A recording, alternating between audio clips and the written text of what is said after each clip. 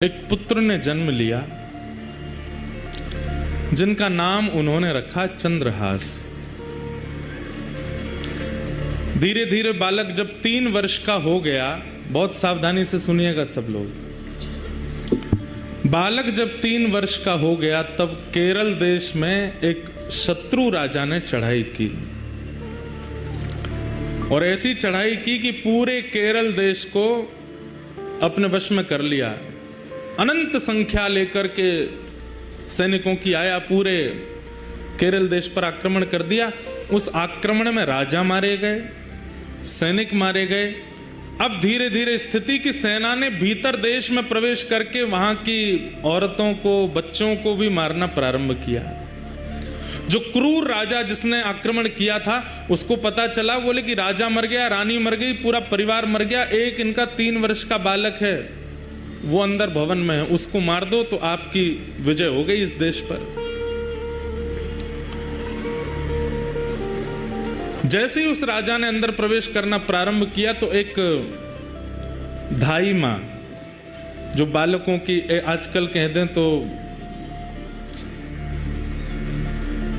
Baby sitter करते हैं ना, बच्चों की जो ध्यान रखते हैं, दूध पिलाना, खिलाना, नहलाना, बड़े बड़े घरों में रखते हैं लोग, एक धाई मां।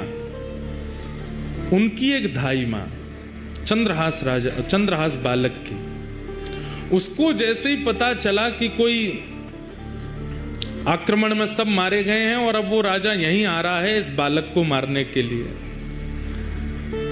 तुरंत बालक को उठा करके उसके जितने राजकीय वस्त्र थे सब उतार दिए, सोने चांदी आदि जो भी उसने पहन रखा था सब उतार करके फेंक दिए। मैले कुचैले वस्त्र जो सामान्य लोगों के होते हैं वो बालक को पहना दिए, कालीत उसके मुख पर पोत दी, अजीब सा उसका रूप कर दिया, केश बिखेर दिए, कड़ूले आदि सब उतार करके फेंक दिए और अपने सौल में लपेट करके बालक को लेकर के जा रही हैं। बालक से कह रही हैं, 3 वर्ष के हैं अभी चंद्रहास, कह रही हैं कोई अगर पूछे कि ये कौन है तो तुम धाई मां मत बोलना है, बोलना ही मेरी मां है। बेटा आज से मैं ही तेरी मां हूं।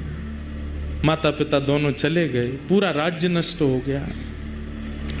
धाई मां ने बालक को अपनी सौल में लपेटा, गोद में लेकर के पीछे के रास्ते से सामान्य लोग जहां से भाग रहे थे वहीं से निकल के जाने लगे। जगह जगह नाकाबंदी पर सबको देखा जा रहा था।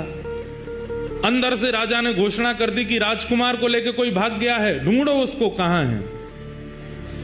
बहुत सुंदर चरित्र है बंधुओं, सावधानी से सुनना। बालक को लेकर के धाई मां जैसे ही बाहर आने लगी तो एक सैनिक ने रोका। कौन हो? महाराज मैं तो सामान्य स्त्री हूं, मेरा घर जल गया, पति मर गए, जा रही हूं कहीं, भाग जाऊंगी, मुझे भी मार देंगे नहीं तो। कौन है ये बालक, इसका मुख दिखाओ। बालक का जब रूप दिखाया तो फटे कुचैले वस्त्र पहने हैं, मुख पर गंदगी लपेटी हुई, लग ही रहा था कि धाई मां का ही बालक है। ए बालक ये कौन है? चंद्रहास बोले ये मेरी मां है। ठीक है जल्दी जाओ, निकलो यहां से।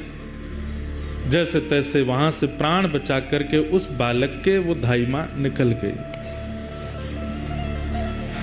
बहुत व्याकुल है चित्त से,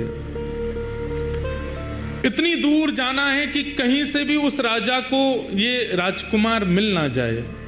तो दक्षिण केरल देश से चलकर के वो मां उत्तर भारत तक चलकर के आई बालक को लेके। महीनों लगे, साल लगे, कितना समय लगा पता नहीं। और ग्वालियर के पास में जो कुंतलपुर गांव जिसके बारे में हम लोग सुनेंगे, जहां के ये राजा बने कालांतर में, वहां पहुंच गए।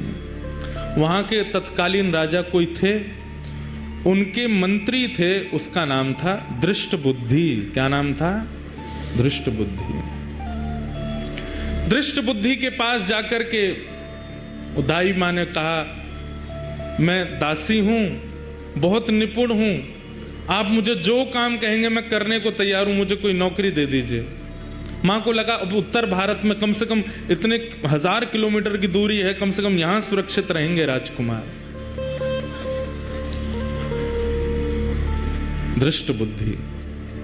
दृष्टबुद्धि कुंतलपुर के राजा के मंत्री हैं।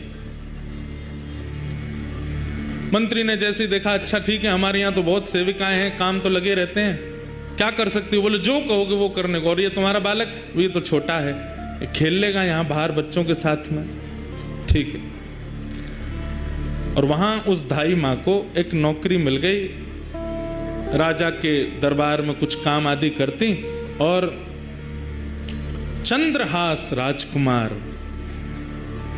अब पूरा नगर दाई माँ को जानता है, जितने लोग जानते हैं सब कहते हैं ये बालक कौन है? बोले कि ये दासी पुत्र है। कहां एक राजमाता का पुत्र, कहां एक राजा का राजकुमार, और अब क्या बन गए हैं? दासी पुत्र।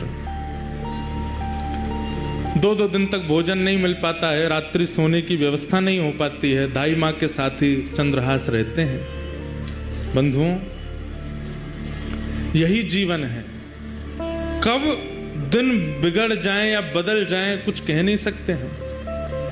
और एक बात हमेशा याद रखिएगा, दिन होना और रात होना इस बात का प्रतीक है। इस संसार में कोई भी व्यक्ति या इस सभागृह में कोई भी व्यक्ति ये नहीं कह सकता कि मैंने आज तक केवल दिन ही देखा है, रात नहीं देखी, या रात देखा है दिन नहीं देखी। सब देखा है। इसका मतलब दिन क्या है? यश। दिन क्या है? संपत्ति। दिन क्या है? प्रबलता। दिन क्या है? ऐश्वर्य। और रात्रि क्या है? सब इसका उल्टा। सबको देखना पड़ता है। और एक बात कहें आपको, बहुत फैक्ट बात है, हम सबका जीवन 10-10 वर्षों में विभाजित है। 10 वर्ष अच्छे निकलेंगे, 11वें वर्ष से फिर 10 वर्ष कुछ कठिनाइयां रहेंगी, फिर अगले 10 वर्ष ठीक निकलेंगे, फिर अगले 10 वर्ष कठिनाइयों से निकलेंगे। इसी को कहते हैं कि 10 वर्ष हम लोग सीखते हैं और 10 वर्ष उस सीखे हुए से कमाते हैं। सबके जीवन में ये नियम आता ही है। किसी किसी के प्रारंभ जीवन में ही आ जाता है, किसी के मध्य जीवन में, किसी के अंत जीवन में, पर ये 10 वर्षों का विभाजन चलता ही रहता है।